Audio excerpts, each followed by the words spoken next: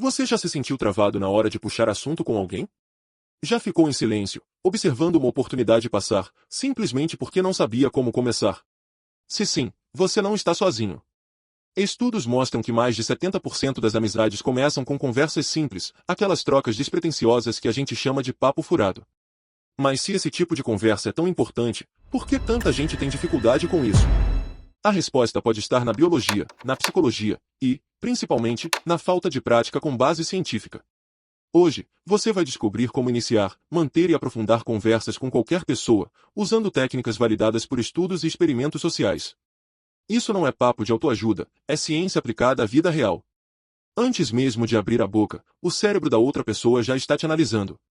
Isso acontece porque, instintivamente, o ser humano classifica todo mundo em duas categorias, potencial amigo ou potencial ameaça. E isso acontece em segundos. Por isso, o primeiro passo é saber identificar quando o momento é propício para se aproximar. Existem 3 sinais que indicam que você é seguro para iniciar uma conversa. A primeira é distância física confortável. Você precisa estar perto o suficiente para ser ouvido sem levantar a voz. Segundo, contato visual breve. Um olhar rápido, seguido de reconhecimento, já sinaliza que a pessoa está ciente da sua presença. E terceiro, linguagem corporal positiva, postura aberta, rosto relaxado, e até um leve sorriso. Se esses 3 fatores estão presentes, você já tem o sinal verde da biologia social para começar. Mesmo com o momento certo, muita gente ainda trava. Por quê? Existe um fenômeno psicológico chamado teoria da validação social. Basicamente, nós queremos nos conectar, mas achamos que os outros não querem conversar com a gente. E como queremos ser aceitos, acabamos nos calando. O resultado é um paradoxo: todo mundo quer contato, mas ninguém dá o primeiro passo. A ciência mostra que quem quebra o gelo primeiro é geralmente visto como mais simpático e confiante. Agora que você tem o momento certo e entende o bloqueio social, vem a pergunta mais comum: o que eu digo? A maioria das pessoas recorre a perguntas batidas, como: tudo bem? Você trabalha com o quê?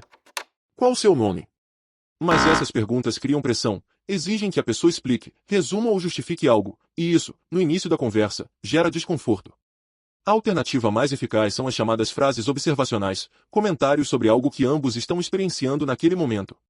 Um exemplo clássico: você entra num táxi num dia muito quente. Ao invés de tudo bem, você diz: esse calor tá de matar hoje, né?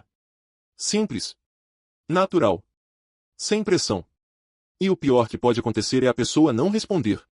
Mas, na maioria dos casos, você vai ouvir algo como nem me fale, e esse é o ponto de entrada. A partir daí, você aprofunda levemente, com algo como: parece que o clima tem mudado muito nos últimos verões. Você não está forçando intimidade. Está apenas seguindo um fluxo real de conversa, que nasce de algo comum e vai se tornando mais pessoal com naturalidade. Uma vez que a conversa começou, muita gente comete o erro de cair no temido silêncio constrangedor. Isso geralmente acontece por causa das perguntas fechadas, que só permitem respostas curtas, como sim ou não. Exemplo de pergunta fechada. Aqui sempre tem esse trânsito. Agora veja a diferença com uma pergunta aberta.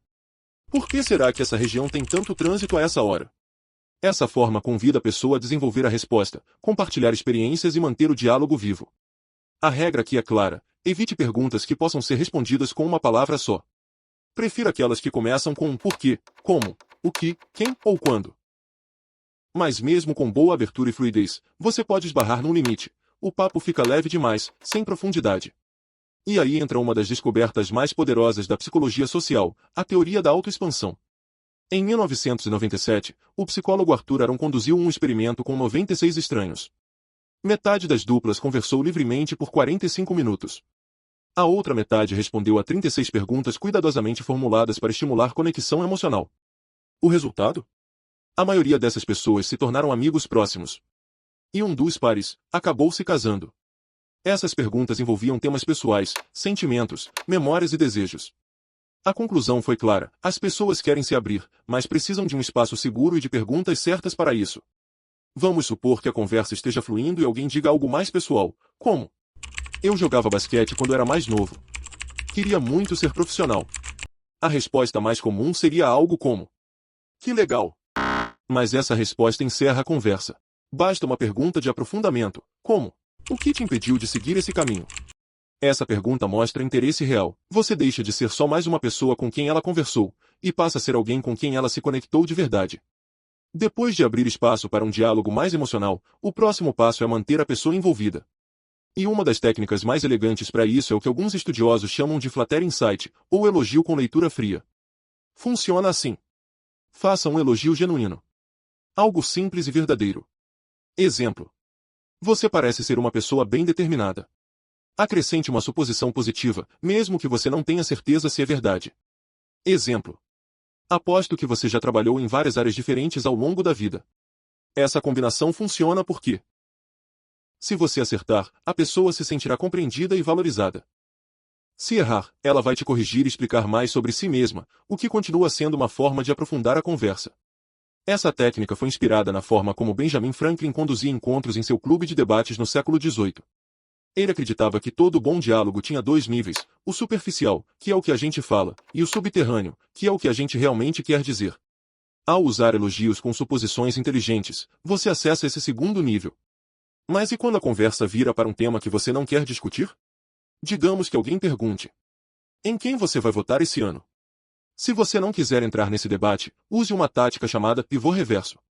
Você devolve a pergunta com leveza. O que você acha? Isso tira o foco de você, evita conflito direto e ainda dá pistas sobre o que a outra pessoa pensa, sem que você precise se expor. Mas claro, se você se sentir à vontade, falar o que pensa com clareza também é um sinal de autenticidade. Aqui vai uma verdade científica que pode te surpreender. A maioria das pessoas quer se conectar, mesmo que não saiba como. Elas não esperam que você fale como um apresentador de TV. Elas querem alguém autêntico, que ouça com atenção e que se importe de verdade. Um simples aperto de mão no final de uma conversa foi comprovado por estudos como uma forma de liberar serotonina, o hormônio do bem-estar e da conexão. Pequenos gestos físicos, quando respeitosos, reforçam laços emocionais. Mas e o medo de parecer esquisito ao puxar assunto com um estranho? Sim, ele é real. E tem fundamento. O cérebro humano está sempre avaliando se um novo contato é confiável ou uma ameaça. Por isso, o jeito como você se aproxima importa tanto quanto o que você diz. Aqui vão 3 princípios simples. Seja consciente do espaço pessoal. Não se aproxime demais, nem toque a pessoa sem sinal claro de abertura. Mantenha o tom de voz calmo e entusiasmado, não invasivo. Evite perguntas muito íntimas logo de cara. Deixe a conexão evoluir naturalmente. Se seguir esses passos, você dificilmente será visto como inconveniente, e aumentará muito suas chances de criar boas conversas. Falar com qualquer pessoa, em qualquer situação, não é um talento mágico reservado aos extrovertidos.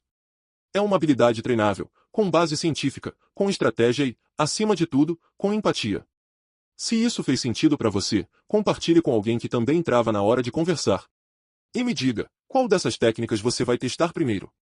A frase observacional? A leitura fria ou o elogio estratégico? Lembre-se, o próximo amigo, parceiro ou até oportunidade da sua vida pode estar a uma única conversa de distância. Basta saber como começar.